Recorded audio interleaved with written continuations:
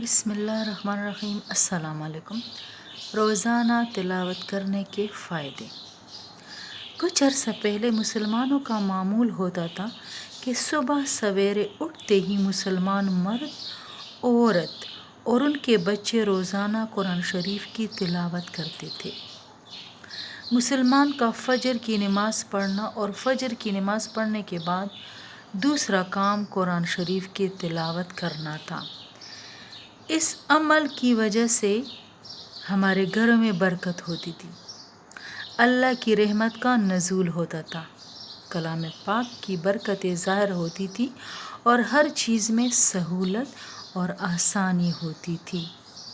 کلام پاک کی برکت سے تو شیاطین بھاگتے ہیں، اس لیے روزانہ نماز کے بعد قرآن مجید کی تلاوت کا اہتمام کرنا چاہیے۔